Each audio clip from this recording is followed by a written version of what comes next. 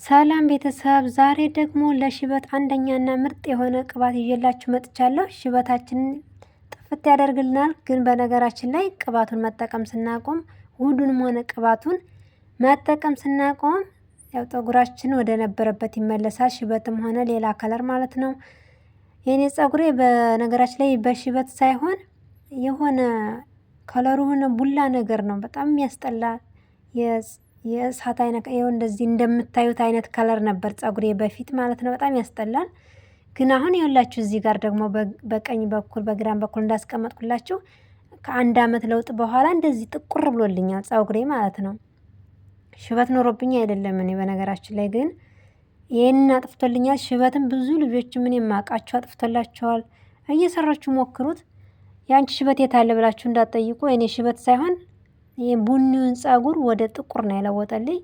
ስታቋርጡት ግን ይመለሳል። የኔ አሁን አቋርጬው በጣም ነው የሚያስጠላው። በአሁኑ ባለሁበት እንትን አሁን ለዚያው ይሄና ምናምን ተጠቅሜ ነው እንጂ 6 ወር ሳቋርጠው በጣም ነበር ያስጠላው። ግን እየሰራችሁ ከሞከራችሁት በጣም ምርጥ ነው። ለደም ዝውውር፣ ለሚሰባበር ፀጉር፣ ለፎረፎር፣ ለሚነቃቀል፣ ለሁሉም እንደገና ደግሞ ፀጉራችን እርጥበቱን ጠብቆ እንዲቆይ ያደርግልናል። ጥቁር አዝሙድ ሲጀመር ጥቁር አዝሙድ ከሞት በስተቀር ለሁሉም መድኃኒት ነው ይላሉ አባቶቻችንም። እና ጥቅመ ብዙ ከሁሉም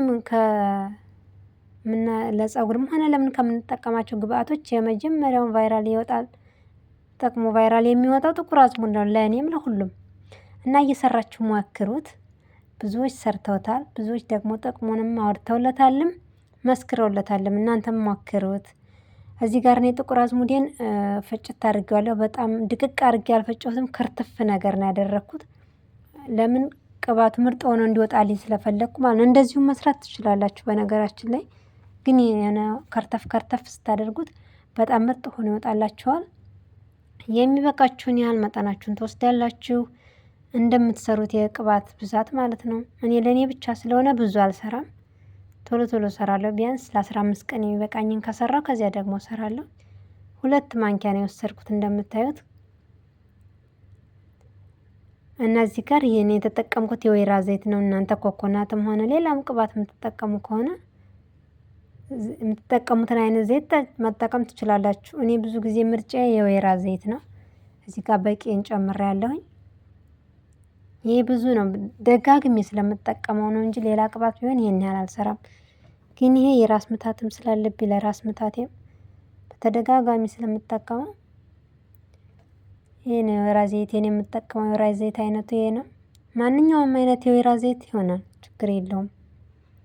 ጥቁር አዝሙድ በጣም ምርጥ ነው። ለሆዳችሁ ሲያማችሁ እንደዚሁ በጨውና ሎሚ ጨመቅ አድርጋችሁ ብትጠጡ ለሆድ ቁርጠት አሪፍ ነው። ለዳቦ ቅመም፣ ለተለያዩ ነገሮች የትየለሌ ነው ጥቅሙ። እና እንደዚህ ከሚበቃኝ ዘይት ጋር አደርግና አቀላቅለዋለሁኝ። በጣም ድቅቅ አድርገው የሚፈጩም አሉ። እኔ እንዳያችሁት ክርትፍ ነገር ነው ያደረኩት። ማሽኑ ራሱ 2 ነው እንትን ያልኩት። ነካ ነካ ነው ያደረኩት ማለት ነው። በደንብ አልፈጨሁትም። ላምም እንዲል አልፈልግም። ምንም እንትንም ቅርም እንዲለው አልፈለኩም። እና እዚህ ጋር ውሃ ጥጃለሁኝ። የፈላ ውሃ ላይ አድርጌ እንደዚህ በሳህን ነው የምሰራው።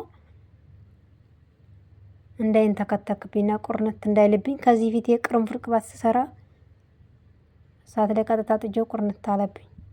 አልደፋው እየተጠቀምኩት ማለት ነው። ከዚያ ወዲህ ግን ትምህርት ወስጄበታለሁኝ። እንደዚህ ጋዛችንን ቀነስ ስናደርግና በሂደት በደንብ ምዝምዝ እንዲያደርገው ጊዜ እንሰጠዋለን።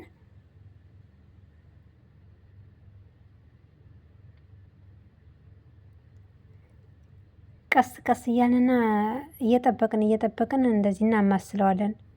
በደንብ እንትን እንዲልልን ማለት ነው። በጣም ምርጥ ነው።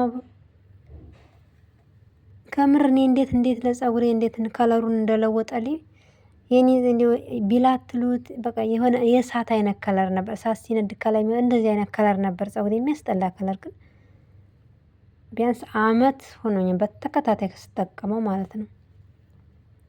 በነገራችን ላይ እዚህ ጋር ማለት ነው እናንተ 1 አመት ወይ 2 አመት የፈጀባችሁን ለውጥ ለማምጣት ሲበላሽ 1 ወር አይፈጅበትም። ስታቆሙት ወዲያው ነው የሚበላሸው። እዚህ ጋር ከእሳቱ ላይ አውርጄዋለሁኝ። ጥልል ብሎ ራሱ ይኸው እና እኔ እንትን አልለውም በነገራችን ላይ ይሄንን አላጠለውም። እንደዚሁ እቃ ውስጥ አድርጌ ነው የምጠቀመው። ማጥለል ከፈለጋችሁ አጥሉት። ግን እንደዚሁ ሆኖ ብዙ ጊዜ ቢቀመጥ እስከሚያልቅ ድረስ በጣም ሽታው አሁን የኔ አሁን በምጠቀምበት ሰዓት የተፈጨውን ቅርንፉድ ጠረኑን እንትን ጥቁር አዝሙድ ነው የሚለው ራሱ ጠረኑ። ግን የዕለት ውለታ ምንም ጠረኑን ራሱ አላወጣም። እና አብራችሁ ቁጭ ብሎ ቢመዘምዘው የበለጠ ጥቅሙን ታገኙታላችሁ። እኔ አስቀምጠውና ልቀባ ስል በማንኪያ ምናምን ግልብጥ እሽት አደርገውና ትንሽ አቆየዋለሁኝ። ከዚያ ቆይቼ ነው ደግሞ የምቀባው ጥልል ሲልልኝ ማለት ነው። በዚች ሙሉውን ነው ዘይት ያደረኩት ወይራ ዘይት ማለት ነው። እቃዋን ትንሽ ትመስላለች ግን ትልቅ ናት። እና እንደዚሁ ከነሙሉ ነው ጭምር የማደርገው። ሳህኗን ራሱን ምጥጥ አድርጌ ነው የማጋባት። አሁን ሙሉ ዘይት አድርጌ ግን ያያችሁት እንዴት እንደጎደለ ስፍር ነበር ያደረኩት። ይኸው ምንም የለ እቃው ላይ እንደምታዩት በደንብ ሙልጭ ብለው ወርደዋል።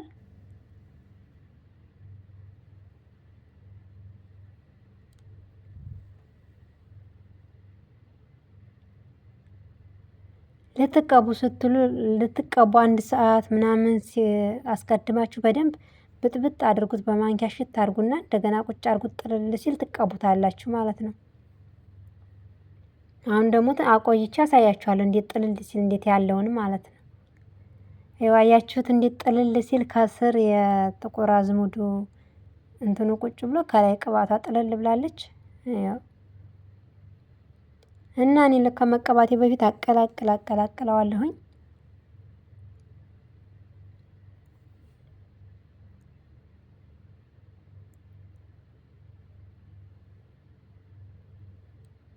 ትንሽ ረጋ ስላለ ነው። ኮኮናት ምናምን ከሆነ ደግሞ በጣም እርግጥ ስለሚል ያስቸግራል። ሞቀ ውሃ ላይ ምናምን አድርጋችሁ ነው። ግን ወይራ ዘይት ነው። አይ እንትኑ ጥቁር አዝሙድ ነው እንጂ እርግጥ ያለው ቅባቱ አይደለም። እና ያው እንደዚህ እቀላቅለዋለሁኝ። ቀላቅዬ ቆይቼ ጥልል ሲል ነው ድጋሚ የምቀባው ማለት ነው። በዚህ መልኩ እየሰራችሁ ሞክሩት። ብዙ ሰዎች ሰርተውታል በተለያየ መንገድ። ግን ጥቅሙን ደግሞ እናንተ ናችሁ የምታውቁት። እኔ በሁሉም አይነት ሞክሬው ይሄኛው የተሻለ ሆኖልኝ ነው ደጋግሜ የምጠቀመው በዚህ መንገድ ነው። አሁን ደግሞ እየተቀባው አሳያችኋለሁ። ይኸው በጥብጨው ግን ጣሎልኛል። በነገራችን ላይ ፀጉሬ ከስንት አመት በፊት ነው ከ5 አመት በፊት እንደ አረቦቹ ከግንባሬ እንዲደፋልኝ ብዬ ቆረጥኩት። 3 አመት ምናምን አጌጥኩና 2 አመት ሆነኝ አሁን በቃይ ብዬ ላሳድግ ብለው እምቢ አለኝ። አላድግም ማለት ተቆጣ መሰለኝ ከፊቴ ማለት ነው። እዚህ ሽፋሌ ድረስ እንድፍት እያደረኩ እጠቀምበት ነበር። አሁን እምቢ አለኝ። ብዙ አይነት አልኩት ወይ ሁሉንም አብሬ አንድ ፊቱን እኩል ቆርጥላት እንደው ነው እንጂ እዚህ ጋር ይኸው ፀጉሬን አሁን ስታዩት ከለሩ ቀላ ያለ ነው። ሂና ነው። አሁን እሱን ሂናውን ስተው እንዴት ጥቁር እንደሚል የኔ ፀጉር ማንም ሰው ያውቀዋል። የሆነ የሚያስጠላ ከለር ነበር። ግን አሁን የኔ አይመስልም። ስታቋርጡት ችግሩ እዚያው ነው። ቡልል ይልና ያስጠላል። ፀጉራችሁ ይሰባበራል። በተለይ ውህድ የተለያየ ማስክ ቅባት አስለምዳችሁ ስታቋርጡት ወዙ ጥፍት ይልና በዚያ ላይ ስብርብር ነው የሚለው። በቃ በጣም ነው የሚያስጠላ። ድሮ ከነበራችሁ ይልቅ እያስጠላ ነው የሚሄደውና ከጀመራችሁ በተቻላችሁ መጠን አታቋርጡበት።